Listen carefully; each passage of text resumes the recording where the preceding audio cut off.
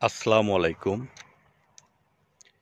একটা মানুষ যখন দেখা যায় ৩ বছর, ৫ বছর বা ১০ বছর প্রবাস জীবনে থাকে, থাকার পরে দেখা যায় কিছু টাকা-পয়সা জমায়া সে বাড়িতে চলে যায়।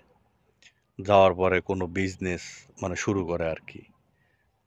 তো যারা প্রবাসে দীর্ঘদিন থাকে, তারা যখন বাড়িতে চলে যায়, কিছুদিন বাড়িতে থাকার পরে ব্যবসা-বাণিজ্য যাই বলেন, চাষাবাদ যাই বলেন, করার পরে দেখা যায় একটা পর্যায়ে আর দেশে থাকতে চায় না তারা। তারা চায় আবার সেই প্রবাসে আসতে। তার কারণ হলো প্রবাস এখানে অনেকে ব্যবসা-বাণিজ্য করে, সেটা তো আনলিমিটেড ইনকাম। আর যারা কাজকর্ম করে, যে কাজই করুক দেখা যায় ৪০-৫০ হাজার টাকা তো প্রবাসে ইনকাম করা যায়ই। কর্ম করলে আরকি। উপরে তো আরো অনেক আছে ৮০, ৯০, ৳১,০০,০০০ কাজকর্ম করে ইনকাম করা যায়। আর প্রবাসে ইনকাম করাটা দেখা যায় যে আমাদের বাংলাদেশে মানুষের কাজকর্ম করলে কিন্তু এত টাকা পয়সা ইনকাম করা যায় না। আর প্রবাসে ইনকাম করলে সেই টাকার পরিমাণটা বেশি থাকে। তো মানুষটা যখন দেশে যায়, দেখা যায় বিজনেস করে হোক বা কোনো কাজকর্ম করে হোক, এই ধরনের টাকা পয়সা আর ইনকাম করতে পারে না। তখন দেখা যায় যে সে আবার চায় যে প্রবাসে চলে আসতে। তা আমারই এরকম একটা মানুষের সঙ্গে পরিচয় হয়েছে। সে প্রবাসে প্রায় ১০ বছর ছিল। ১০ বছর থাকার পরে সে দেশে চলে গেছে। দেশে যাওয়ার পরে সে একটা বিজনেস শুরু করছে আরকি।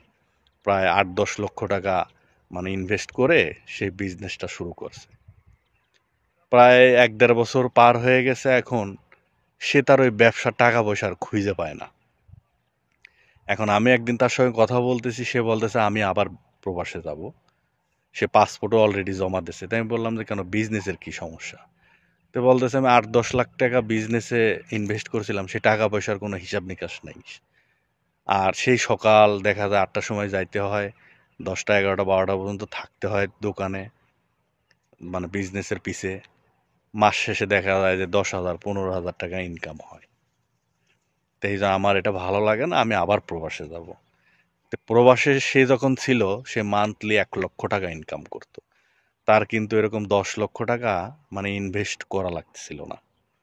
অথচ সে মাস গেলে ১,০০,০০০ টাকা ইনকাম করত। দেখা যায় সকাল ৮টা থেকে কাজ শুরু করত। ৪টে-৫টা পর্যন্ত কাজ করলে ৮ ঘন্টা ১০ ঘন্টা কাজ করলে তার কাজের সময়টা শেষ হয়ে যাইত। নিশ্চিন্তে মাস চলে যাইতো। তার কাজ-কামও ভালো ছিল। কোনো পরিশ্রম ছিল না। কোনো টেনশনের কোনো কাজকর্ম ছিল না। কিন্তু মাস শেষ হলে সে দেখা যাইত যে যখন মাসের ৩ তারিখ ৪ তারিখ চলে আসছে তখন ১,০০,০০০ টাকা তার ব্যাংকের অ্যাকাউন্টে ঢুকে যাইত। তো এই যে টাকারটা যে এত সহজভাবে আসা, এটা যদি কখনো জীবন থেকে সরে যায়, সরার পরে যদি দেখা যায় টাকা আসাটা অনেক কঠিন হয়ে যায়, তখন কিন্তু ভালো লাগে না। একটা মানুষ টাকা ইনকাম করতেছে, অনেক কষ্ট হচ্ছে, পরিশ্রম হচ্ছে। সেখান থেকে যদি ভালো জায়গায় গিয়ে দেখা যায় টাকা ইনকাম করতে কোনো পরিশ্রম নাই, তাহলে সে ফেরত আসবে না কষ্টের জায়গায়।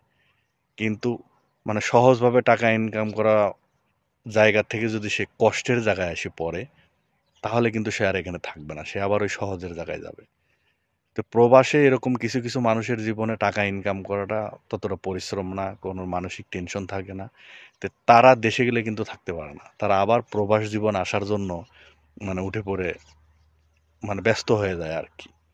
তো প্রবাস জীবনে কষ্ট হলেও টাকার প্রতি যদি নেশা চলে আসে, সেই মানুষ দেশে গেলে আর টিকতে পারে না।